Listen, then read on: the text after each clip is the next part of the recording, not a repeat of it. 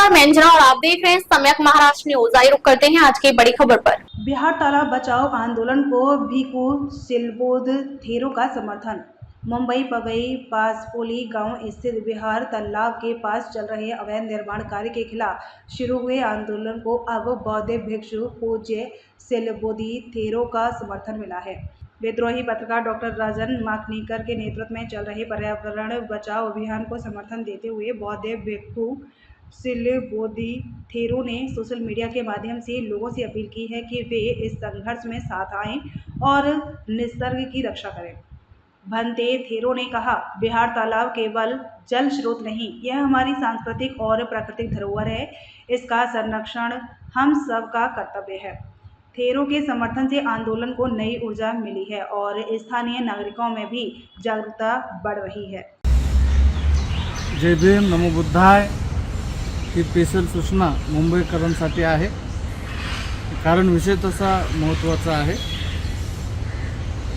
विहार पासपोली गाव या बाजूला पवई विहार लेक हा सुंदर तलाव आहे आणि या तलावातून मुंबईकरांना पिण्याचं पाणी जात असते। काही प्रश्न हे सामाजिक लेवलला आणि सार्वजनिक मिळून सोडवायचे असतात। ज्यावेळेस देशाचा प्रश्न येतो तेव्हा आपण सर्वजण इंडियन झालो पाहिजे। राज्याचा प्रश्न आला तर त्यावेळेस आपण त्या राज्याचा नागरिक म्हणून त्या येणाऱ्या प्रश्नावर उत्तर समोर झालं पाहिजे। त्याचबरोबर हा जो छोटासा प्रश्न आहे मुंबईकरांसाठी अतिशय महत्त्वाचा प्रश्न आहे तलावाच्या संबंधित। म्हणून मुंबईकरांसाठी हा मेसेज आहे, सूचना आहे।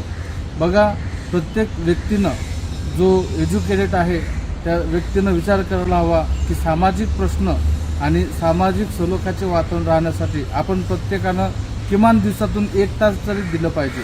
ज्या ठिकाणी चुकीचं घडत असेल ते बरोबर करण्यासाठी उतरलं पाहिजे किंवा त्याची आस आपल्यापर्यंत आली नाही आणि त्या प्रश्नाचं मला काही घेणदेण नाही म्हणून आपण आपल्या संसारामध्येच गुंतून राहणे, तर यामुळे ती आस कधी भडका घेईल ते सांगता येत नाही।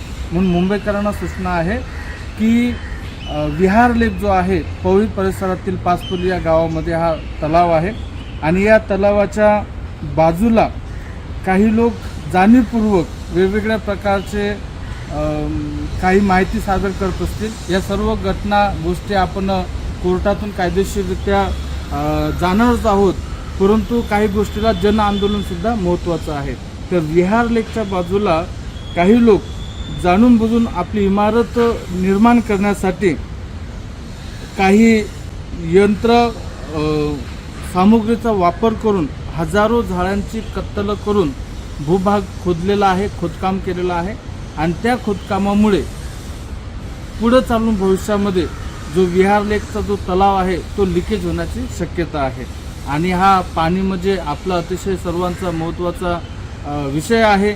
खेडेगावामध्ये पाणी अडवा पाणी जिरवा अशी मोहीम राबवून तलाव बांधल्या जातात आणि इथं बांधलेला तलाव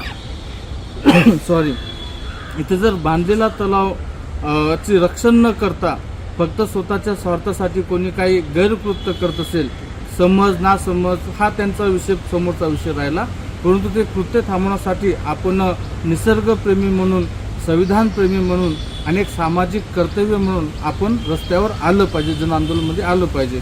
तर दिनांक 12 जुलै रोजी 2025 12 जुलै रोजी वार शनिवार ठीक 12 वाजता मी स्वतः पवई परिसरातील जो तलाव आहे पासपोली या गावातला पवई लेक, तर या ठिकाणी मी जाणार आहे। सोबतच आयुष्यमान संदेश आंबेडकर साहेब सुद्धा येणार आहेत आणि आपण उपासक उपासिका मुंबईकर सुद्धा त्या तलावाची पाहणी करण्यासाठी निसर्गप्रेमी लोकांनी, निसर्गावर पर्यावरणावर जपणाऱ्या लोकांनी यायचं आहे आणि जो काही तिथलं सत्य परिस्थिती आहे ती आपण समोर सरकारकडे निदर्शनास आणून द्यायची आहे। कारण की तलाव हा एकट्या कुठल्या जाती धर्माचा मनुष्याचा प्रश्न नसून हा पूर्ण प्राण्यांचा, सजीव प्राण्यांचा हा प्रश्न आहे आणि तलाव निसर्ग वाचणं गरजेचं आहे। ज्या प्रकारे त्यांनी अनधिकृत खोदकाम केले असेल किंवा हजारो झाडांची कत्तली केली असेल ते थांबणं गरजेचं आहे, याला जाग आणणं गरजेचं आहे।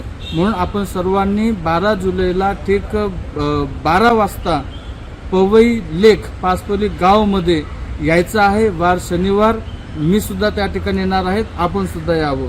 जय भीम, नमो बुद्धाय. जाता जाता अजून एक सांगतो की याची संपूर्ण माहिती मला आमचे डॉक्टर उपासक आयुष्यमान राजन माखणीकर साहेबांनी दिलेले आहेत. ते सर्व या प्रकरणाचे दीपस्तंभ आहेत, दीप आधार आहे.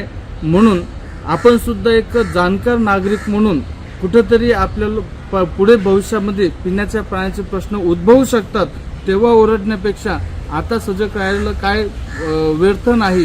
म्हणून आपण यावं. सोबत आपण सर्वजण आहोत. जय भीम, नमो बुद्धाय. अब तक के लिए बस इतना ही। फिर मिलते हैं एक ऐसे ही बड़ी खबर के साथ। अब तक के लिए नमस्कार और देखते रहिए सम्यक महाराष्ट्र न्यूज।